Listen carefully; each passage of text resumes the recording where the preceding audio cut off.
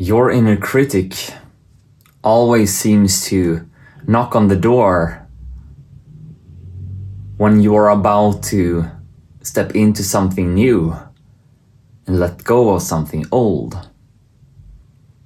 Then that critical voice in your head will be stronger than ever, and it will come up with all the reasons why you are not good enough in what you are doing, and will find ways to get you back into old destructive habits. And the thing is that when you face the inner critic, when you sit with it, where you give it space to say what it wants to say and have compassion towards that part that is so critical, it starts to loosen its strength over you.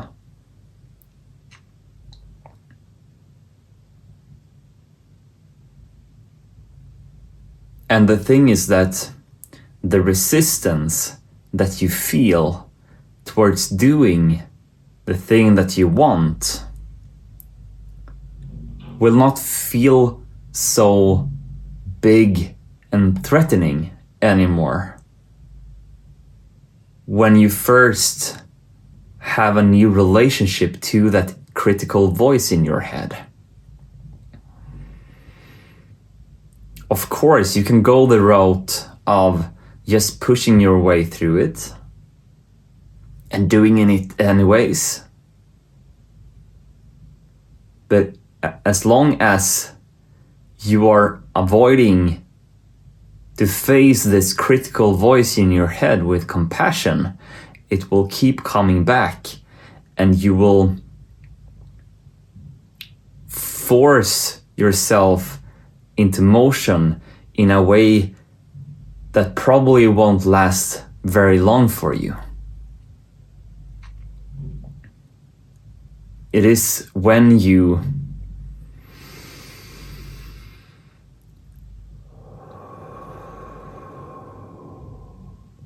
give yourself some headspace,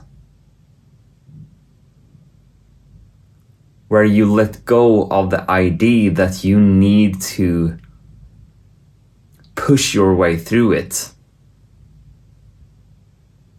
that clarity can arise, where you are coming from a more loving space from within yourself.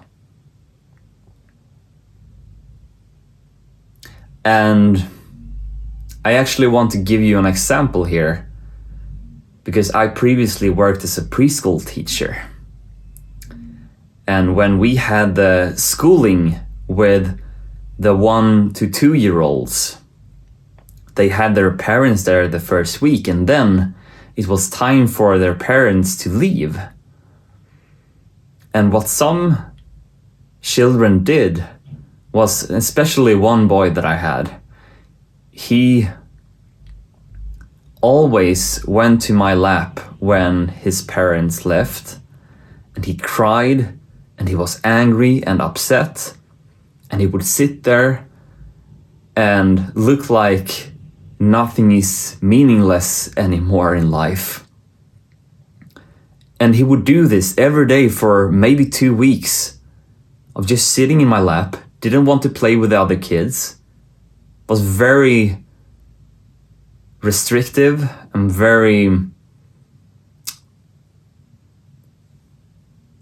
closed off from life and himself in a way. But he was willing to just be with what was going on with him. He needed to process this in his way, in his time. And the funny thing was that suddenly, after about 2 weeks, suddenly something in his eyes just awaked. And he got this spark in his eyes again. And he looked like this. And then he ran away and started to play with other kids, like nothing has happened.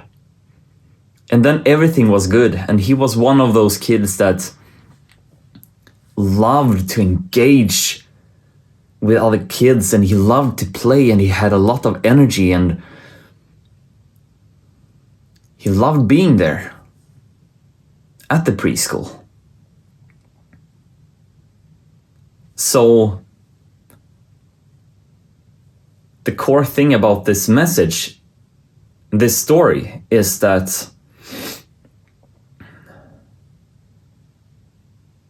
the kids in our society is the most natural beings because they haven't been programmed by the society yet. We as grown-ups are told to just push through it, just go for your dreams, just go for it, like do it. And you need to have systems in place, and you need to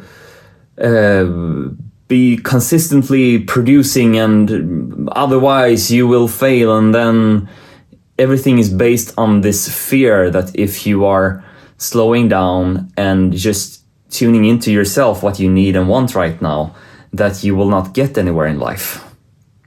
But this isn't true. Just look at this little child at the preschool that I was working on.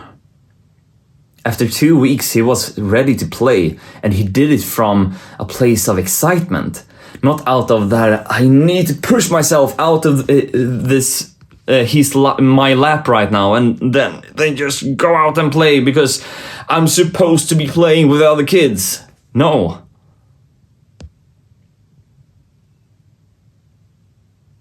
He needed the time to feel safe enough to then go out and play and explore life with joy, with gratitude, with an aliveness and a spark in his eyes. And the same goes for you and me.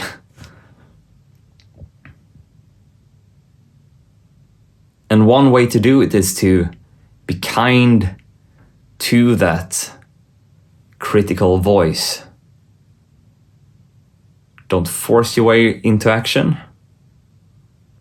Don't push your way through. Or avoid that critical voice, and instead welcome it. And become friends with it. And say that it's okay that you are here. You're welcome to be here as well. And I love you. I love you. I love you. I love you. Even if you are trying to push me down. I get that you are afraid. I get that you need to be seen. I get that you need to be loved right now. And once you give that to that critical part of yourself, it will start to soften. And when that softens, you will feel more safe. And when you feel safe, you will naturally want to create, to explore, and you will feel joy in your life again.